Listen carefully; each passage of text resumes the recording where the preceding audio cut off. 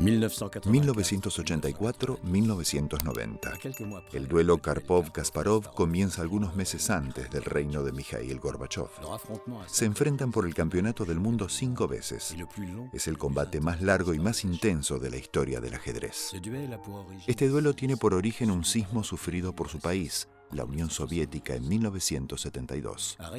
En Reykjavik, Islandia, el estadounidense Bobby Fischer, al vencer al ruso Boris Spassky, obtuvo la corona de campeón del mundo que los soviéticos tenían desde hacía décadas.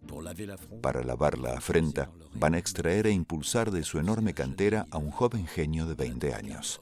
Anatoly Karpov. El encuentro está previsto para 1975, pero el caprichoso Bobby Fischer pone tantas condiciones para el partido que se lo considera abandono. Anatoly Karpov se convierte en campeón del mundo de ajedrez por defección de su rival. Obviamente quería jugar este partido. No cabe duda y me preparaba para hacerlo. No se puede decir que no habría habido lucha, porque para llegar hasta Fischer, había vencido a todos los jugadores serios. Había disputado 60 partidas con los mejores jugadores del mundo, y por todas partes había probado mi superioridad. De acuerdo, Fischer no quiso jugar, cualquiera sea el motivo, pero ¿qué importa? A todos los demás les había ganado. Para Karpov, el hecho de haber recuperado el título mundial complació a la Unión Soviética, pero por otro lado, ganó sin haber vencido al campeón mundial. Por lo tanto, ciertamente es una mancha en su carrera, pero no es culpa suya. Cuando Karpov consiguió el título mundial, le otorgaron una medalla. Quiero decir, la ofrenda de campeón del mundo, y Brezhnev dijo: Has ganado la corona, cuídala bien. Porque sabes, uno lucha por una corona como esa. Tú la has conseguido. No se la des a nadie. Él habló en presencia de todos los responsables de deportes. Esto significaba que había que seguir la consigna. Karpov lo había hecho. Punto. Anatoly Karpov es en efecto el campeón ideal, producido por la Unión Soviética. Nacido en 1951 en Zlatust, en los Urales, en la Rusia profunda, hijo de un padre obrero convertido en ingeniero metalúrgico y de una madre ama de casa. En otras palabras, Anatoly es un eslavo de pura cepa. En la escuela, en los recreos, es el reino de los más fuertes y hay que soportar la presión de los chicos más grandes. Por otra parte, Karpov es chiquito, sutil, pero a Karpov le gusta estar en su casa. Su padre juega al ajedrez y le enseña a jugar. Le compra libros de ajedrez. Y el muchacho se convierte en el primero en su escuela. Logró superar a quienes lo habían humillado. Es una gran satisfacción para él. Conoció el sentimiento extraordinario de la superioridad intelectual sobre la fuerza física ordinaria. Y es así que se templó el acero de su personalidad, ¿sabe? Este joven enclenque entra a los 12 años en el prestigioso colegio Botvinnik en Moscú. Luego escala todos los escalones de la disciplina hasta llegar a la corona mundial. A partir de 1975 reinará una década en el ajedrez. Para gran satisfacción de las autoridades soviéticas, vence en 2 enfrentamientos al disidente Víctor Kornoy en la final del Campeonato del Mundo, pero nunca pudo vencer al estadounidense Bobby Fischer en toda su carrera. En 1976, en Tokio, Karpov entabla negociaciones secretas con Fischer para organizar un partido. Alexander Nikitin, entrenador del equipo soviético, se entera y lo denuncia a las autoridades. Karpov, furioso, reclama su cabeza y la obtiene. Nikitin decide vengarse. En esa época se debía disputar el campeonato junior de ajedrez de la Unión Soviética en Vilna. Allí estaba el equipo de Azerbaiyán, con tipos bien plantados, y de pronto en medio de ellos un hueco, un hombrecito, y luego más muchachos de buena talla, y yo me intereso precisamente en ese hueco. Comenzamos a vernos a partir de ese momento. Kasparov tenía entonces 14 años aproximadamente. Este Garry Kasparov que Nikitin acaba de poner bajo sus alas tiene un perfil muy diferente al de Karpov, quien es 12 años mayor.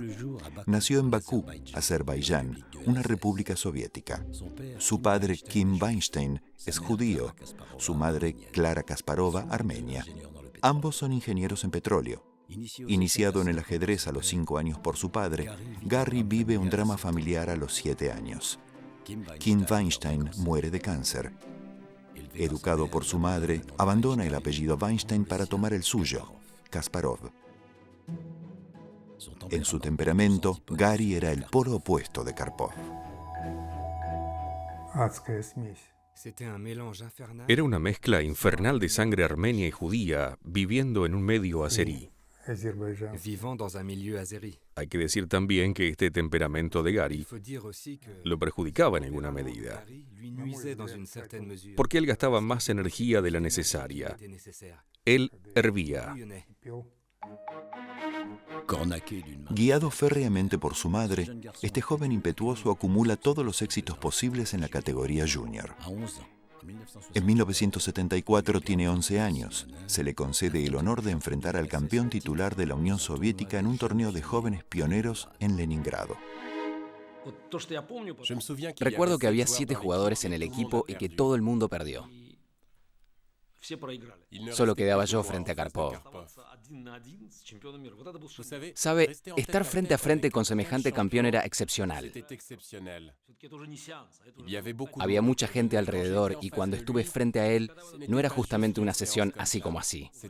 Era una confrontación. Cuando lo escuché, no pude luchar más con mi psicología. Perdí y estuve muy triste, porque tenía muy buenas posiciones. Estaba jugando muy bien. Uno no podía imaginar que a partir de esa partida, la confrontación entre nosotros iba a durar tantos años. Kasparov tenía el primer tablero y debía jugar contra él en esa sesión. Creo que gané, pero en realidad no debía porque él había jugado bien y la partida debía ser declarada tablas. En el mundo del ajedrez no existe el azar, es decir, los campeones no salen de hoy para mañana. Uno los identifica jóvenes. Y a Kasparov, Karpov lo vio llegar de lejos, lo vio llegar joven. Mientras Anatoly Karpov es recibido como un rey en toda la Unión Soviética, inaugura una placa en su banco escolar en su ciudad natal, realiza múltiples simultáneas de exhibición, la nomenclatura en contraste no ve con buenos ojos el ascenso del joven judío azerí Kasparov. Los rusos prefieren que Karpov siga siendo campeón mundial, eso está claro. Pero ven que el talento de Kasparov es absolutamente prodigioso. Tiene 19 años cuando juega en el equipo ruso. Esto quiere decir que está entre los 4 mejores jugadores de Rusia, habiendo una cantera extraordinaria. Y en la Unión Soviética hay, por supuesto, luchas de poder. Y por lo tanto, Kasparov tiene apoyos en el seno del Imperio Soviético. Menos poderoso que los de Karpov, pero aún así muy poderosos. Comenzando por el jefe del régimen azerí como él, Haidar Aliyev, miembro del Politburó y vicepresidente del Consejo de Ministros de la Unión Soviética. Su apoyo político permitirá al joven Kasparov llegar a la cumbre. El enfrentamiento de las dos K es ahora inevitable.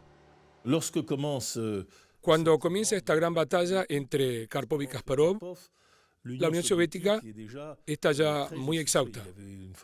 Había una fuerza bruta que permitió edificar la industria o vencer a los alemanes.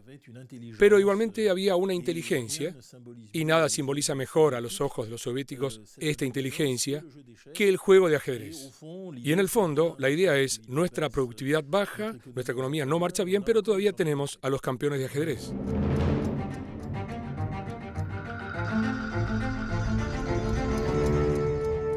El 10 de septiembre de 1984, Garry Kasparov, que eliminó a los otros pretendientes, enfrenta a Anatoly Karpov. Esta final del Campeonato del Mundo tiene lugar en la célebre Sala de las Columnas de Moscú, donde se presentaron Liszt y Tchaikovsky.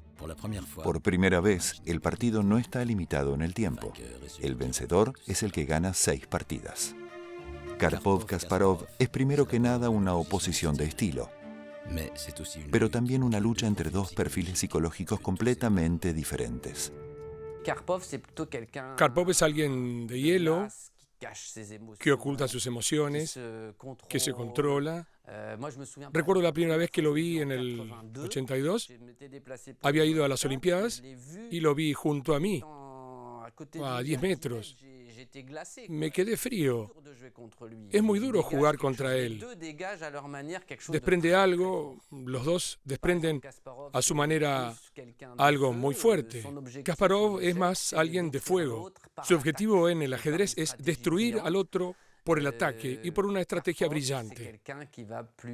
Karpov es alguien que va más a rodear al otro, como una boa que lo va a asfixiar y que poco a poco toma el control. Comprendí que para un jugador era muy importante no mostrar su humor, sus emociones durante la partida.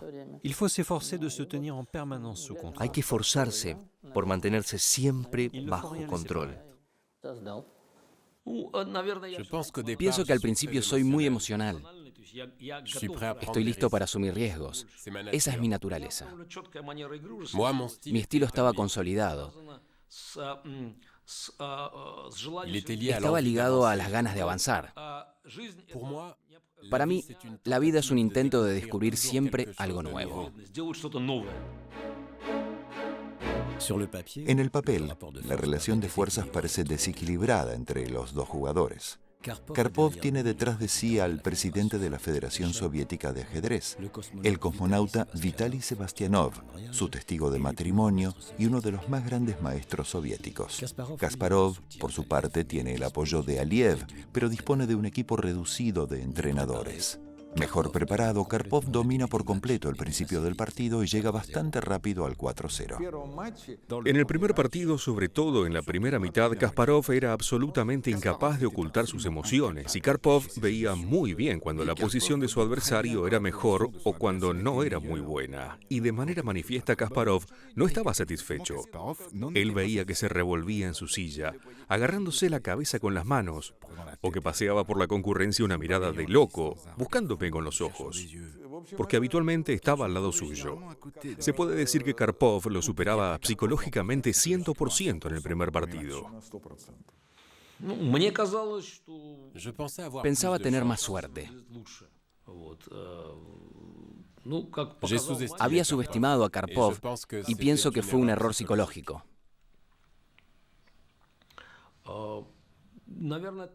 Karpov tenía 33 años. Yo tenía 10 menos. Por lo tanto, sacándome a mí habría sido realmente un campeón muy joven. Después de 9 partidos, cuando el resultado iba 4-0, comprendí que había que cambiar algo. No había que ser un científico para entender esto. Analicé que tenía que jugar de una manera diferente, que había que ganar tiempo y acumular empates para tener más fuerza, más confianza y para aprender a ganarle a Karpov. El contendiente por el título mundial estaba en un momento decisivo. Los Kasparov, madre e hijo, no escuchan más los consejos de su entrenador. Tienen que actuar rápido. Heydar Aliyev, su protector, envía al medium más grande de Azerbaiyán, un hombre próximo a la KGB. Tuvimos un encuentro en el hotel Moskva, donde se alojaba Gary. Le hago esta pregunta. Gary, ¿pero por qué pasa todo esto? ¿Por qué está perdiendo? ¿Cómo ve las cosas? Él dice junto a su madre, no sabíamos que era tan fuerte, lo subestimamos. Y dice él, el partido, ya está, lo perdí, seguramente lo perdí. Espero, sin embargo, hacerlo durar un poco, si no sería una vergüenza para mí, le digo.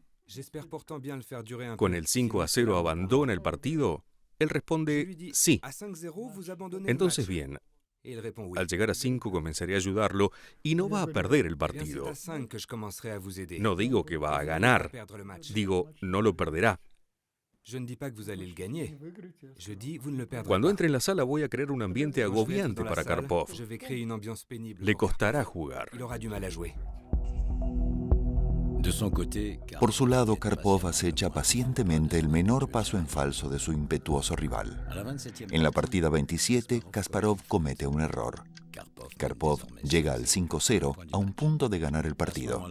En ese momento, Kasparov no juega más por la victoria, sino únicamente para salvar su honor. Por otra parte, Karpov se encontraba bajo presiones. Su equipo y quienes lo apoyaban le decían: bien, Tolik, no puedes acabar con él.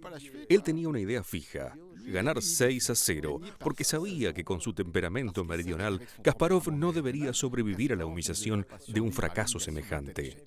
Y declaró: llegará el 6-0, sigo, va a perder por sí mismo, no voy a mover ni un dedo. La estrategia de Kasparov, ganar tiempo, jugar a tablas, tiene sus frutos. Como un boxeador arrinconado contra las cuerdas, va a protegerse y dejar que el campeón se agote poco a poco. Si hubiera ganado la partida 31, el partido hubiera terminado con el resultado 6-0. No la gané y perdí la 32. Como se dice en el fútbol, o haces un gol o te lo hacen. Una sacudida en la sala de las columnas. Kasparov consigue finalmente una victoria. Karpov, atónito, ve luego desfilar los empates durante 2 meses.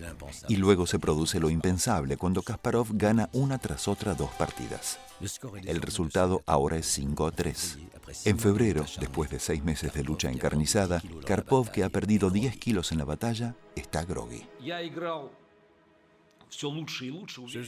Yo jugaba cada vez mejor y él perdía su seguridad. Y esto, creo, que lleva a un juego incontrolable. Es por eso que la nomenclatura deportiva soviética decidió parar el juego, ya que no sabían muy bien cómo podía terminar. El fin no estaba claro. Veían la fatiga de Karpov y se decían: todo puede pasar. En cuanto a mí, yo estaba bastante animado.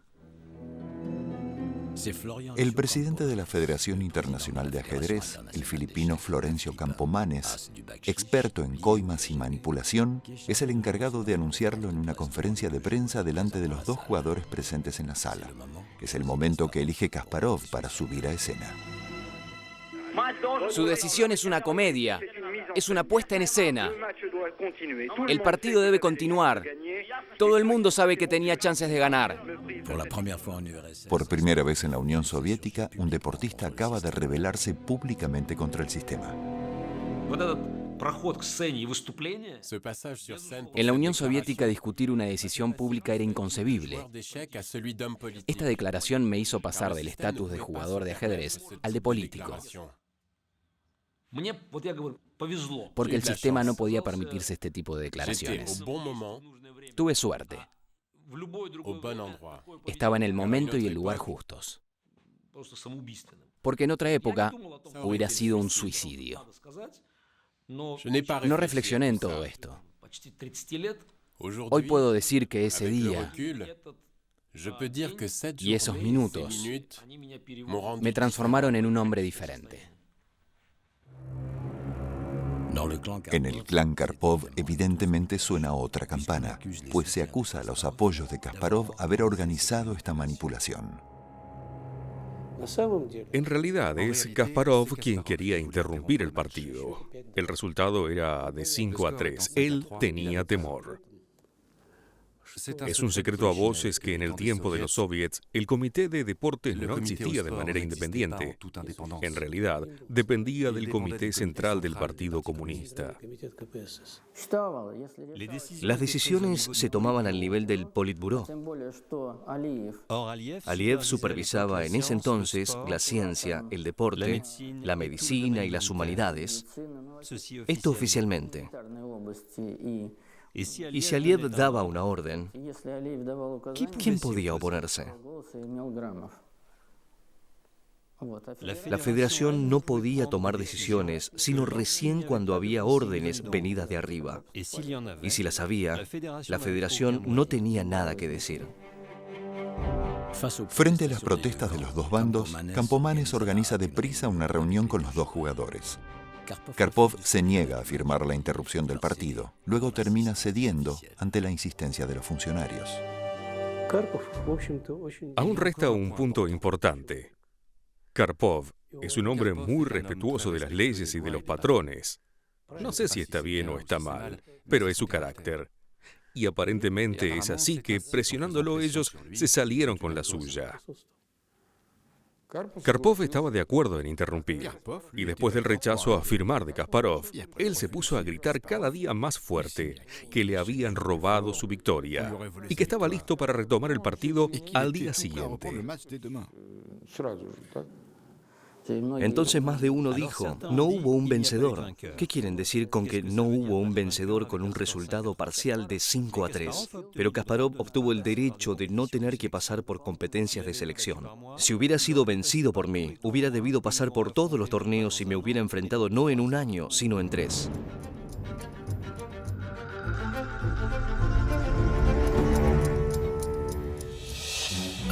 Luego de la anulación de este primer partido sin vencedor, se prevé una nueva final en Moscú 7 meses más tarde. Mientras tanto, la situación política cambió en la Unión Soviética. El achacoso Chernenko, sucesor de Brezhnev y de Andropov, muere el 10 de marzo de 1985. El joven Mikhail Gorbachev, de 54 años, lo sucede.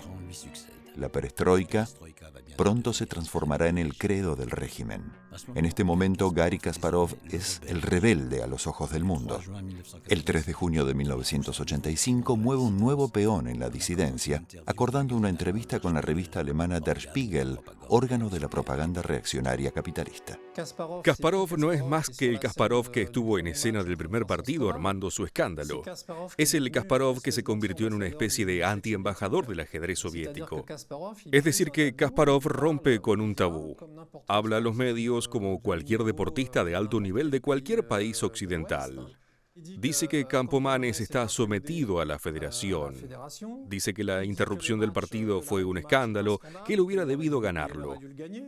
Dice que las reglas del partido deben cambiar, que esto molesta a la buena conciencia de la Federación Soviética, que molesta a Karpov y a toda su banda, que también perturba las negociaciones para el partido que viene. Kasparov se vuelve incontrolable. Anatoly Karpov, que leyó la entrevista, ahora está muy seguro de sí. Anuncia a quien quiera oírlo que no habrá un segundo partido.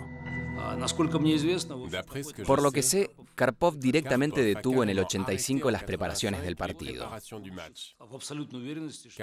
Porque estaba totalmente seguro de que después de la entrevista escandalosa que había dado a Spiegel, las autoridades soviéticas ciertamente me descalificarían. Pero desde la llegada de Gorbachev, el viento cambia en la Unión Soviética. Gracias a Alexander Yakovlev, nuevo miembro del Politburó, campeón de la perestroika, Gary Kasparov escapa a los 2 años de suspensión que la Comisión de Disciplina de Ajedrez quiere propinarle. El partido, por lo tanto, habrá de hacerse. La Federación Soviética permaneció como un solo hombre detrás de Karpov. Ellos esperaban que Karpov ganara el segundo partido de Moscú. En mi opinión, eso no hizo más que aumentar la voluntad salvaje de ganar de Kasparov.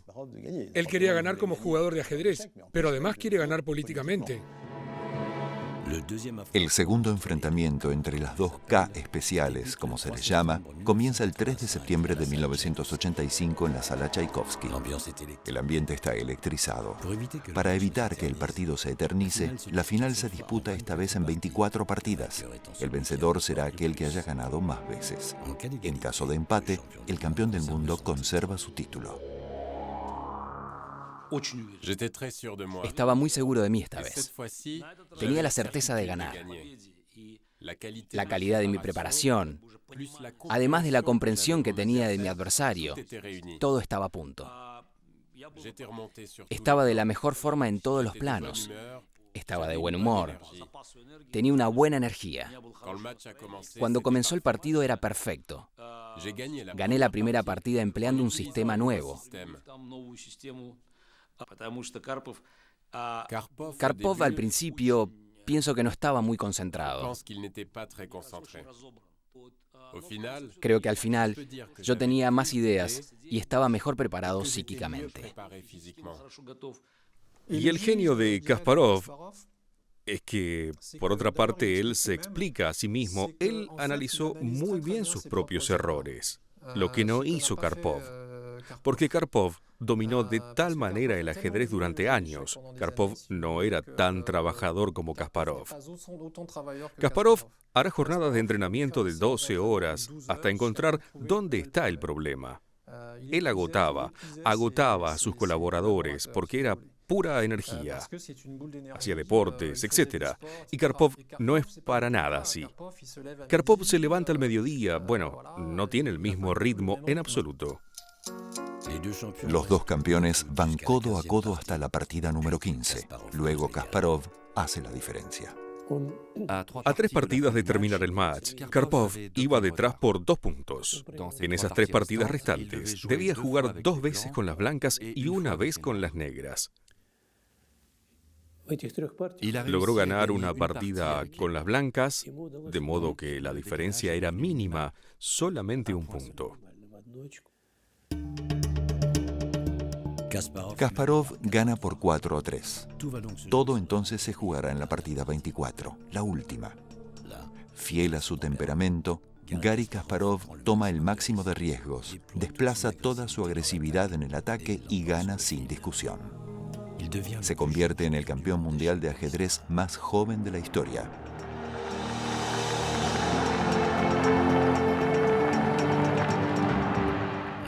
Para el público, un hombre estaba en la gloria. Sentí un vacío enorme.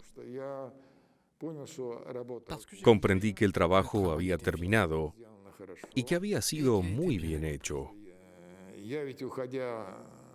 Cuando el comité de deportes me echó porque había revelado el encuentro secreto de Karpov y Fischer, había jurado torcerle el cuello a Karpov. Y bien, lo hice. Nunca me olvidaré de cuando el gran maestro Petrosian al finalizar el partido me dijo: lo siento por usted, porque acaba de vivir el día más feliz de su vida y se terminó. Me acuerdo siempre de eso, porque para el joven que yo era, campeón del mundo a los 22 años, eran palabras extrañas, llenas de sabiduría. Uno no puede llegar más alto después del campeonato del mundo. Uno solo puede descender.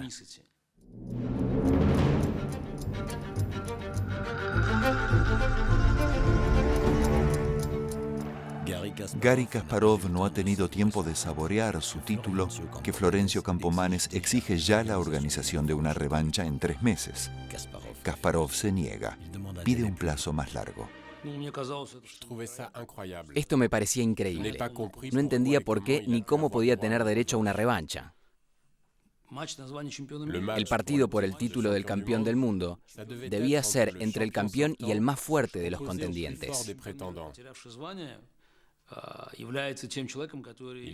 No hay evidencia alguna que justifique que el campeón que acaba de perder su título tenga derecho a un nuevo partido. Él tendría que probar esto por sus resultados. Un derecho automático a una revancha me parece muy discutible. A pesar de todo, el partido se organizó. Karpov dijo que estaba listo para jugar.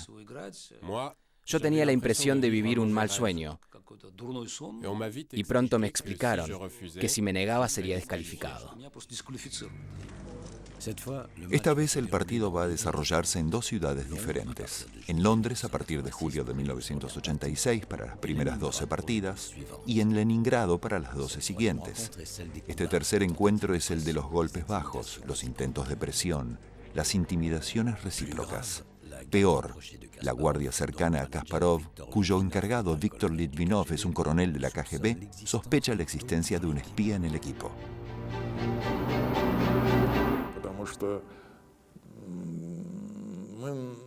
Sentimos de manera muy concreta que había fugas de información en nuestro equipo. Eso no nos gustó. Litvinov estaba muy enterado de lo que pasaba. En Londres, Kasparov es recibido por Margaret Thatcher. Esto ilustra muy bien las nuevas relaciones que la Dama de Hierro está entablando con Gorbachov, un hombre respetable, según ella. Karpov es presentado como un apparatchik brezhneviano. De entrada, Karpov da una sorpresa. Juega en un estilo agresivo que no está en su naturaleza. Entramos en una era deportiva, es decir, que Karpov comprendió que para ganar había que trabajar duro realmente. Había que cambiar los métodos de trabajo. Había que organizar el staff al nivel del entrenamiento, por ejemplo, que hubiera un cocinero personal, cosas así, a nivel de la dieta. Todas las cosas que no se ven durante un partido de ajedrez, pero que hacen que un cerebro esté oxigenado durante 5 horas. Kasparov tiene otra opinión sobre la nueva estrategia de su adversario. Cuando hacía cosas nuevas, tenía la impresión, después de la quinta y sexta partida, de que Karpov jugaba conmigo. Yo hacía algo y sentía que él sabía lo que yo estaba pensando.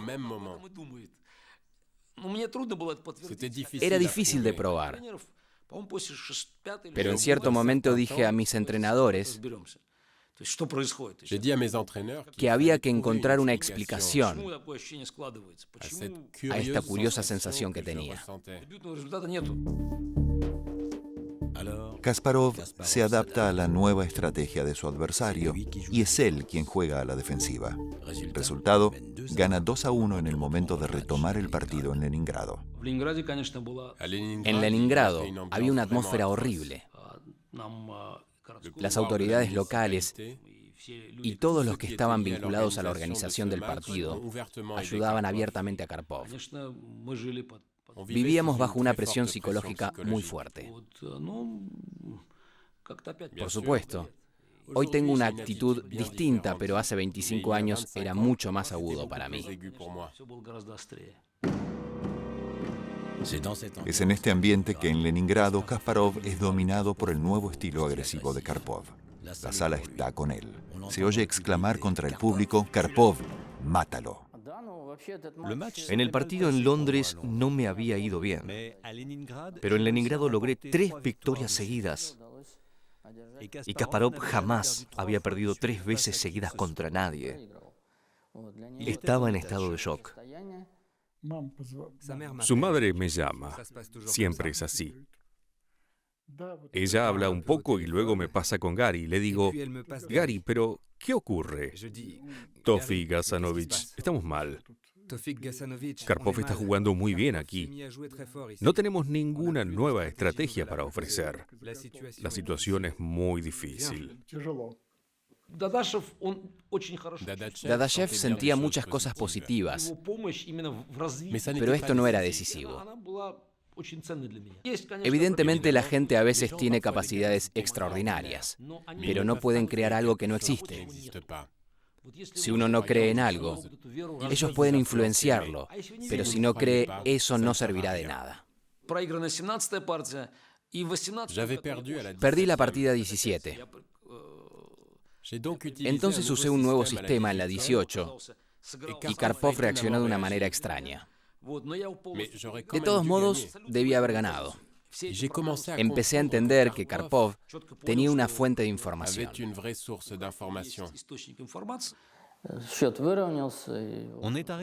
Llegamos a una igualdad en el resultado y en ese momento estalla una verdadera campaña de espionaje. Ellos se dijeron: si no hay un espía en nuestro equipo, ¿cómo explicar que Gary haya podido perder 3 partidas seguidas? Eso solo es posible si alguien les vende informaciones. Ellos arrancaron todos los cables de las habitaciones, diciendo que había micrófonos ocultos. el clan Kasparov se lanzó a una caza del espía. Decidimos retirar los teléfonos de todo el mundo en las habitaciones del hotel. Los celulares todavía no existían. Entonces tomamos esta decisión. Y entonces, un día, después de una enésima sospecha de Gary, Klara Kasparova decidió llamar a Vladimirov a su habitación para verificar. Se suponía que todos los teléfonos se encontraban en la oficina del gerente Litvinov, pero Vladimirov atendió él mismo. Ahí estaba. Se había quedado con un aparato. Lo echamos inmediatamente después de ese incidente. Fue así como pasó.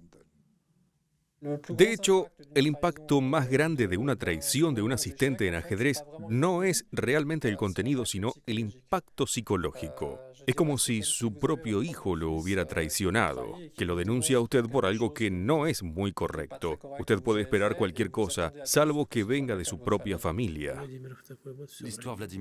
La historia de Vladimirov y todo eso es una tontería. Pero la manía de persecución estaba en pleno auge. No obstante, es cierto que Kasparov ganó la última partida de manera brillante. Hay que reconocerle eso. En la partida número 22 encontré el movimiento ganador. La partida avanzaba y había que analizar todas las combinaciones posibles. Y de pronto hice el movimiento que me permitió una combinación muy bella. Y ya está. Eso borró todos mis errores anteriores. 5 victorias a 4. Kasparov gana el partido revancha. Finalmente es un campeón del mundo completo. Su reinado puede comenzar.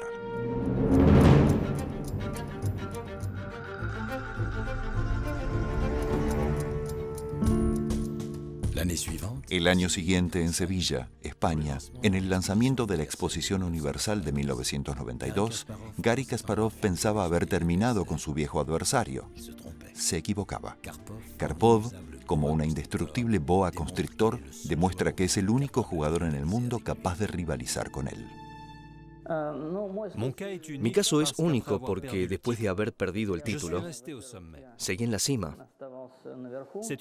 Es algo muy raro que ningún campeón del mundo logró en el siglo XX.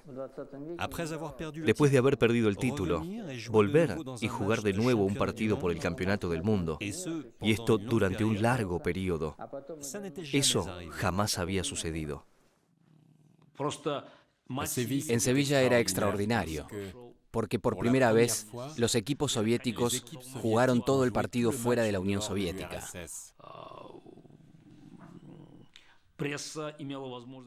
Esto creó una situación nueva. Los medios podían hablar directamente con los deportistas. Hacíamos mini conferencias de prensa después de cada partida. Para que se advierta el interés por el evento, uno podía ver los partidos en directo por la televisión española.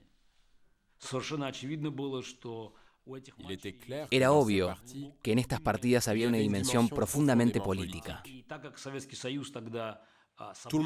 Todo el mundo estaba interesado por lo que sucedía en la Unión Soviética, y las partidas formaban parte del proceso de la perestroika. Kasparov abre las hostilidades publicando una autobiografía justo antes del partido. Presenta a Karpov como un hombre del pasado y títere de un sistema corrupto condenado a desaparecer. Era demasiado provocativo este libro.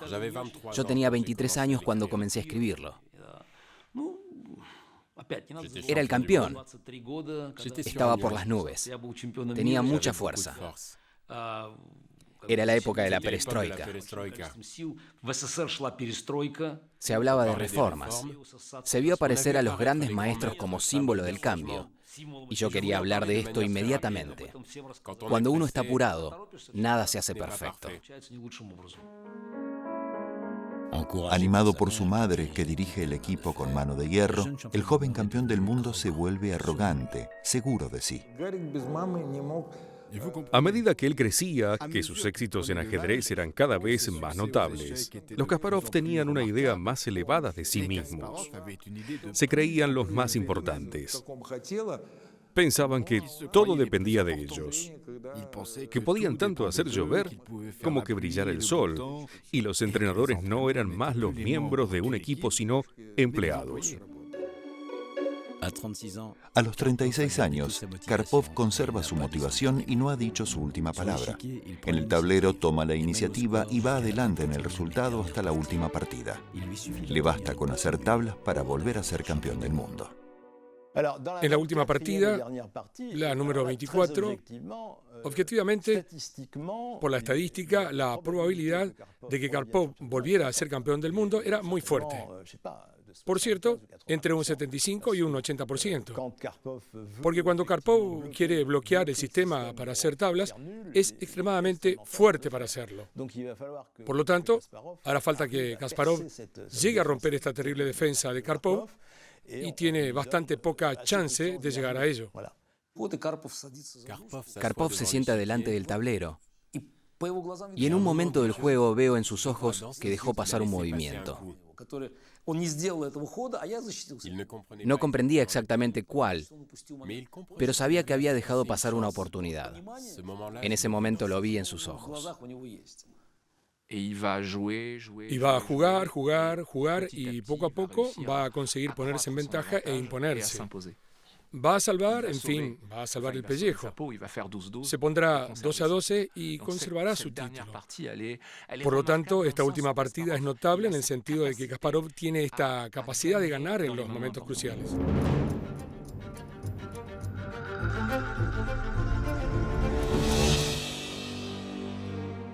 Estrella mundial del ajedrez, el rey Kasparov ahora tiene 3 años por delante.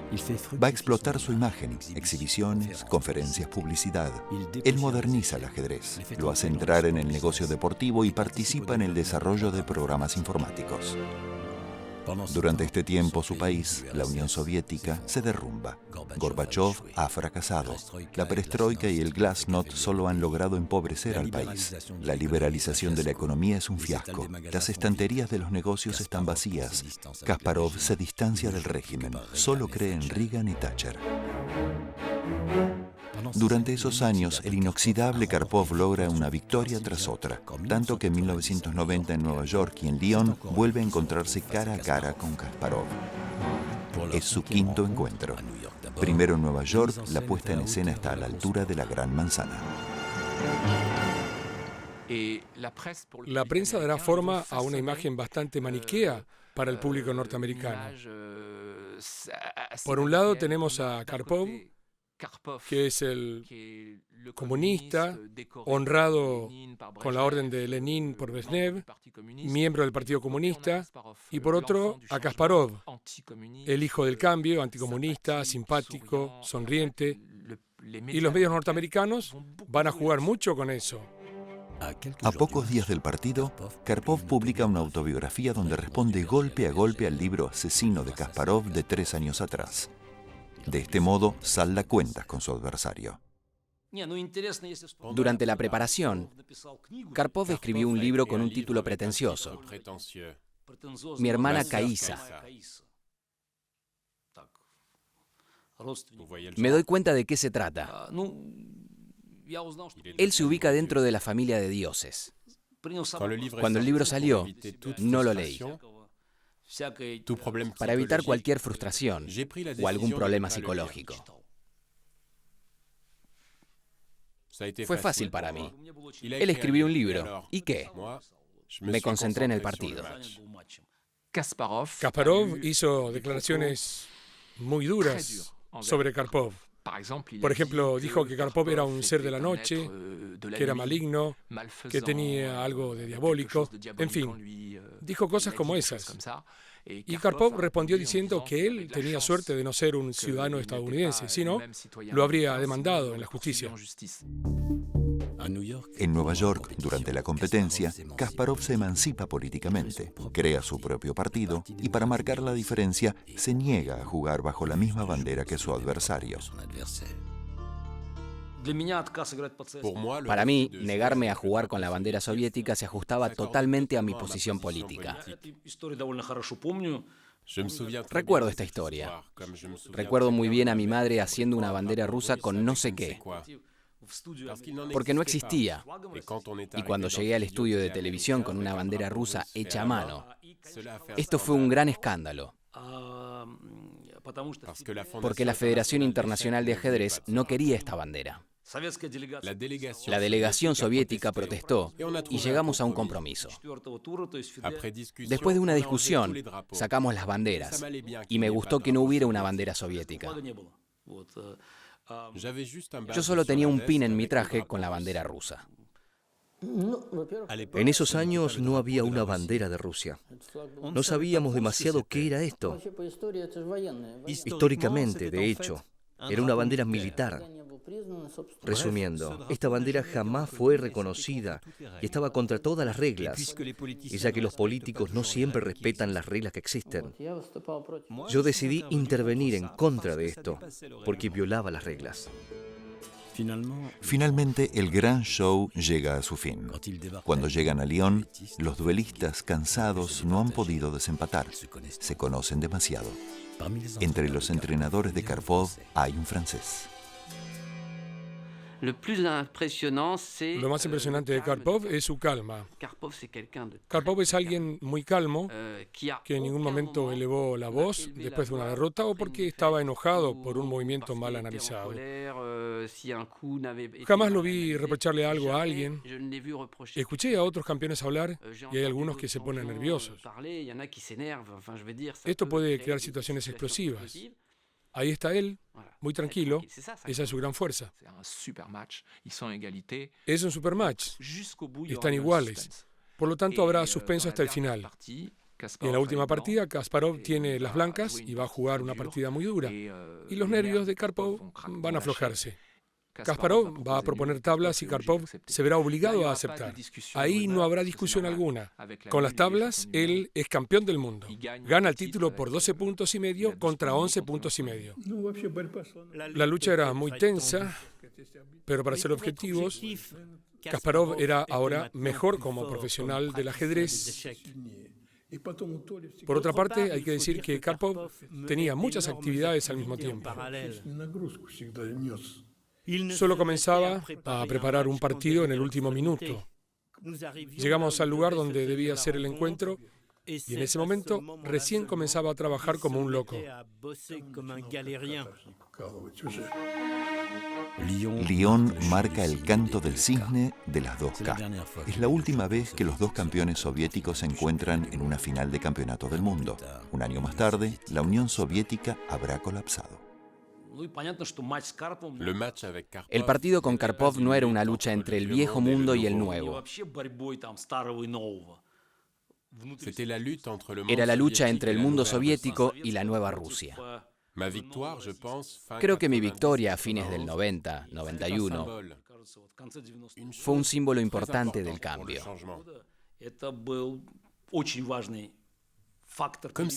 Es como si Rusia le hubiera ganado a la Unión Soviética, y mucha gente lo entendió de esa manera. La bandera roja es arriada del Kremlin después de más de 2 décadas. El tiempo pasó.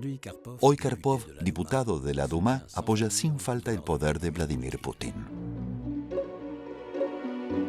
Kasparov, por su parte, fue detenido varias veces en Moscú porque se manifestaba contra el régimen que considera una dictadura. Incluso fue encarcelado 5 días en 2007. Es entonces que Anatoly Karpov quiso visitarlo. Él no pudo venir a verme, tampoco mi madre. Pero por su intermediario me hizo llegar una revista de ajedrez. Cuando me dijeron que era Karpov, pensé que era una broma de mal gusto. Finalmente era cierto. Se trataba de una revista de ajedrez y fue muy importante para mí. Era un gesto de solidaridad entre campeones del mundo, que tuvo lugar por encima de nuestras diferencias políticas y de todo lo que nos separó durante años. ¿Por qué fui? ¿Sabe usted? Es un episodio más bien amargo para mí y no muy agradable para Rusia. Pensaba que no había que actuar como se hizo. El delito de Kasparov no era suficientemente grave como para poner tras las rejas a un campeón del mundo. Entonces reconsideré mi juicio con respecto a él. Yo era muy crítico hasta ese momento y me volví mucho más medido en relación a él. El comportamiento de Anatoly Karpov no había sido para nada forzado. Él borró de mi mente muchas cosas negativas de nuestro pasado.